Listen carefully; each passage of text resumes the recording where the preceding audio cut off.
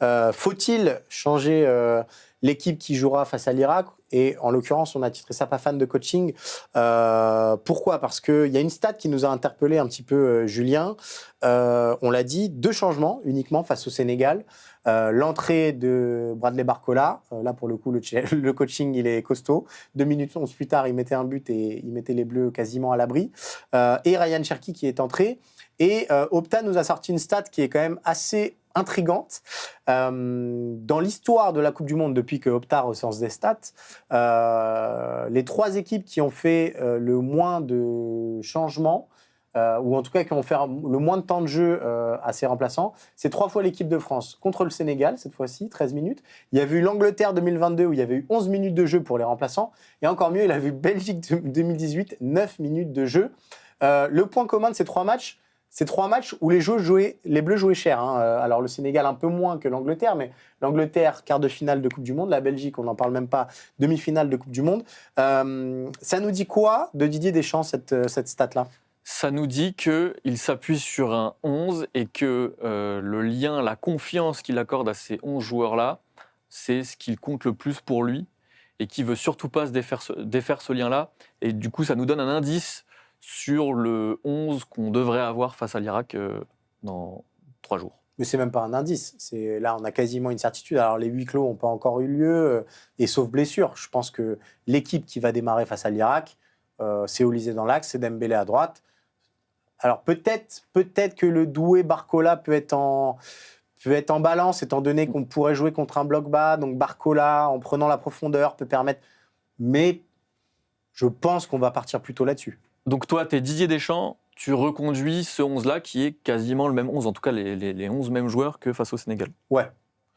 En fait, il y a une mission principale face à l'Irak, c'est de relancer Ousmane Dembélé. Donc quoi qu'il arrive, il faut que Dembélé soit sur le terrain. Je pense qu'il faut que Dembélé soit sur le terrain avec une animation offensive efficace comme on a vu face au Sénégal, de manière à ce que, en deuxième période, de manière à ce qu'on trouve une forme d'alchimie enfin entre les 4 offensifs, et même, je vais même spécifier, entre les 3 offensifs, il faut qu'entre Olysée, Mbappé et Dembélé, on trouve quelque chose de commun. On l'a entre Olysée et Mbappé, on l'a pas du tout avec Dembélé, qui pour l'instant est un peu un corps étranger dans cette équipe-là. Donc il faut absolument que Dembélé soit aligné face à l'Irak. Il faut absolument que Dembélé soit aligné côté droit, parce que désormais, il ne faut plus toucher à Olysée dans l'axe, et il faut laisser Olysée juste derrière Mbappé.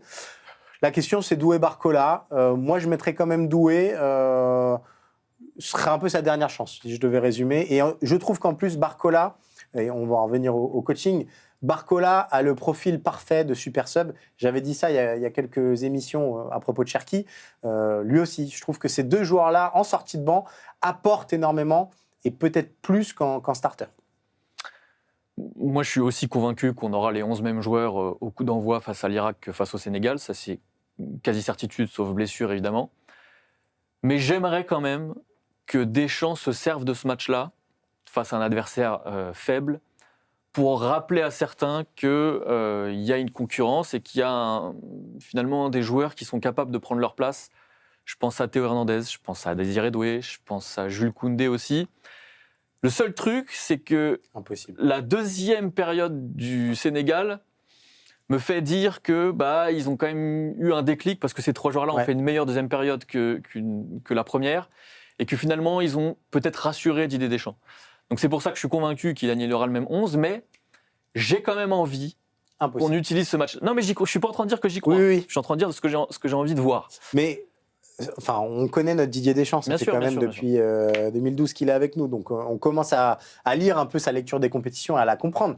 Là, l'objectif de Didier Deschamps, ça ne va pas être de faire tourner. L'objectif, c'est d'avoir les 6 points et de potentiellement se présenter face à la Norvège en se disant, est-ce que je peux faire des ajustements ? Mais là, à l'inverse, je trouve que face à l'Irak, il faut que ce soit l'Irak doit déterminer l'équipe type de l'équipe de France sur cette compétition. Oui. Et en l'état, moi, je pense que c'est celle-ci qui se dessine. Alors, effectivement, il y a des questions sur les postes de latéraux, mais vous voyez vraiment Didier Deschamps remettre en cause Jules Koundé pour aller mettre Malo Gusto ? J'y crois pas une seconde. Vous voyez vraiment Didier Deschamps mettre Lucas Digne, alors que finalement... ça, je peux y croire. Jules Koundé, je ne crois pas. Mais je peux y croire, mais Lucas Digne... Parce qu'il y a un passif. Ok, il y a un passif, mais l'intérêt d'avoir Lucas Digne quand on n'a personne pour mettre la tête dans la surface, c'est quoi ? On a un pied gauche magique, mais il n'y a personne qui fait les appels au premier poteau. Non, mais c'est aussi un peu plus de sécurité défensivement. C'est un joueur dont le niveau moyen, je trouve, avec l'équipe de France, est plutôt élevé, alors que celui de Théo Hernandez a plutôt Ça, je suis tendance d'accord avec à toi. diminuer. Mais s'il avait fallu trancher dans le vif, je pense que Deschamps l'aurait fait avant le premier match. Et que là, à mon sens, si Théo a démarré, je le vois pas trop se rogner, surtout si on passe avec l'animation de la deuxième période a prouvé que en première période, on ne comprenait pas pourquoi Koundé était aussi haut. C'était presque un piston droit. C'était pour recentrer Olysée, mais ça marchait pas du tout. Là, je pense que on va être plus dans une animation où Koundé va basculer en troisième centrale et donc rester plutôt bas. Et d'ailleurs, il est très bon quand il jaillit, Jules Koundé, donc quand il vient de l'arrière. Et qu'on va donner un peu plus de liberté à Théo Hernandez. Ça permettrait à Doué de rentrer un peu dans l'axe et de venir combiner avec Olysée, à Doué ou à Barcola, peu importe. Mais à mon sens, la façon dont Deschamps a construit ce truc-là, je ne le vois pas changer son 11 face à l'Irak. Et s'il y a 3-0 à la mi-temps, par exemple, Peut-être, mais pas pour mettre tout en péril. Je pense qu'effectivement, s'il y a 3-0 à la mi-temps, là, on fait peut-être qu'il peut rentrer sortir ceux Ryan sur- Cherki à la place d'Olysée, peut-être qu'il fait rentrer Barcola et qu'on laisse Dembélé pour continuer de l'acclimater à cette compétition et lui redonner du rythme, encore une fois, parce que c'est vrai que Dembélé, on ne l'a pas suffisamment rappelé, mais il a une saison un peu particulière physiquement. Il est arrivé un peu sur la pointe des pieds face à l'Irlande du Nord. Donc voilà, mais en tout cas, je pense vraiment que face à l'Irak, c'est l'équipe type qui se joue. On a un commentaire de Nira qui nous dit: est-ce que ça peut pénaliser les Bleus s'ils vont loin dans le tableau final, ces rares changements, étant donné les très longues saisons actuelles et les conditions météo aux USA? C'est un vrai sujet. C'est un vrai sujet enfin, en fait, on l'avait dit, par exemple, on avait un petit peu choqué quand on avait dit que Warren Zaïre-Emery aurait potentiellement 0 minute sur cette Coupe du Monde. Faudra voir déjà le troisième match, qui est habituellement le match des coiffeurs. Là, c'est quand même presque le sommet du groupe. Il y avait le Sénégal, mais c'est vrai que le match face à la Norvège est quand même aussi très attendu. Je pense que face à la Norvège, si les Bleus ont 6 points, Didier Deschamps pourrait faire tourner, mais de manière raisonnable. C'est-à-dire que, en gros, pour moi, il y a 3 joueurs. Là, en l'état, je vois un groupe de 14 joueurs qui se détachent. Je vois Cherki, Barcola et Kanté, qui peuvent être des recours, soit en cours de match, soit en tant que titulaire, s'il y a des changements de système, etc. Pour le reste, les autres me semblent un petit peu loin.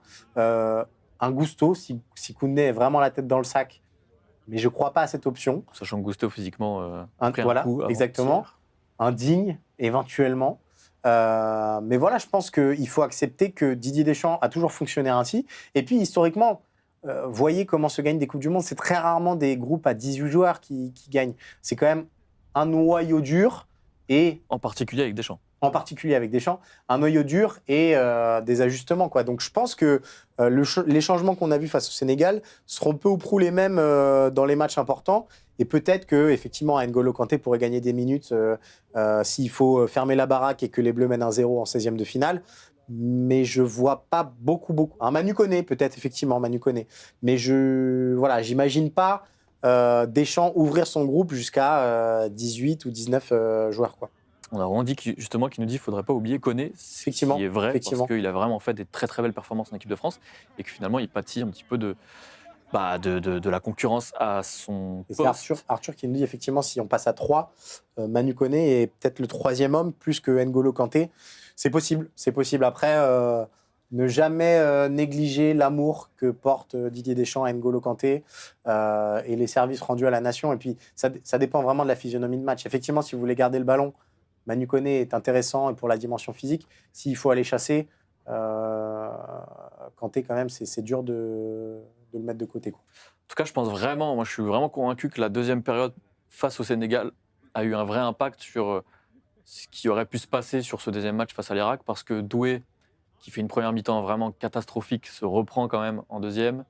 Théo Hernandez, même s'il est coupable sur le but, un peu plus consistant en deuxième. Et puis surtout Koundé, qui lui fait une très très bonne deuxième période.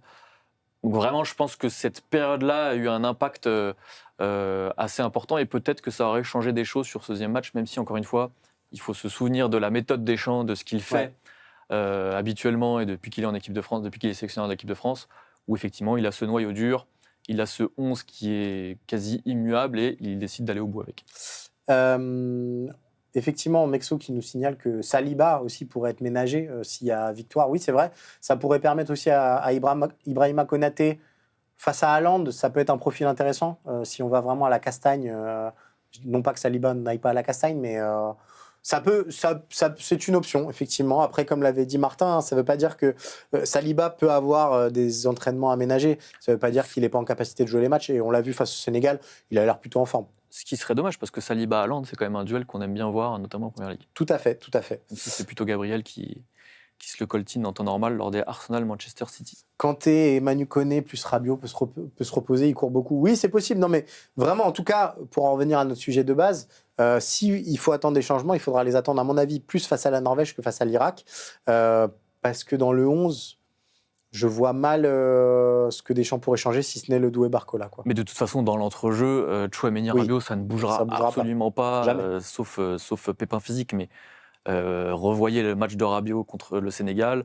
Tchouaméni, c'est le joueur que Deschamps quasiment met tout le temps au milieu quand il est disponible. Donc ça ne bougera pas. Si changement il doit y avoir, et encore une fois, il y a très peu de chances qu'il y en ait, c'est plutôt du côté de Doué et de Théo Hernandez. Peut-être Robin Risser, quand même, qui a fait une grosse saison, qui pourrait... Non, je plaisante évidemment. Donc voilà, on vous rappelle l'équipe probable face à l'Irak.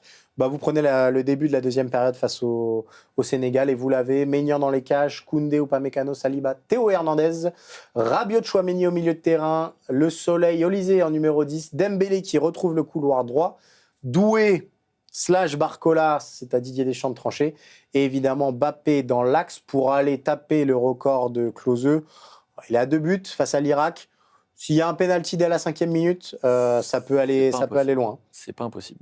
Avec Barcola, on aura peut-être enfin un super sub en bleu, nous dit Arthur. C'est vrai que c'est quelque chose, il a tout à fait raison, Arthur. Ça a été un vrai problème du mandat de Deschamps. Il a souvent raison, Arthur. Ouais, c'est vrai, sauf... oui, c'est vrai. Non, mais ça a été vraiment un problème au travers du mandat de Deschamps, avec un banc qui n'apportait rien. Et bon, il y a eu plein de symboles, mais il y en a un qui me vient comme ça, Wissam Ben Yedder, qui a eu une carrière internationale avec beaucoup de sélections, mais qui n'apportait pas grand-chose. Donc voilà, c'est vraiment quelque chose... Peut-être que c'est lié au fait qu'il n'utilise pas son groupe de manière optimale et qu'il n'utilise que 14 ou 15 joueurs, mais c'est un truc qui est assez nouveau pour l'équipe de France et sur lequel il faut absolument s'appuyer, étant donné les états de forme, étant donné la chaleur, etc. C'est aussi lié au vivier, la puissance de cette équipe de France-là et de ce groupe-là, parce qu'aujourd'hui, un joueur du niveau de Ben Yedder, il est combien 15e, 16e dans la hiérarchie des attaquants aujourd'hui ? Peut-être, ouais, peut-être t'as raison. C'est aussi ça la grosse différence, je pense. Nira qui nous dit il y a Messi dans la course, mais évidemment on l'a pas oublié. Comment oublier Lionel Messi ? Non, alors, tu t'adresses à la mauvaise personne en plus, Nira. On est amoureux de la Poulga par ici. À ceci près que Messi n'aurait pas dû avoir le droit de jouer le deuxième match, mais c'est un détail. Ça c'est un autre débat, mais je vois que ça génère beaucoup de commentaires.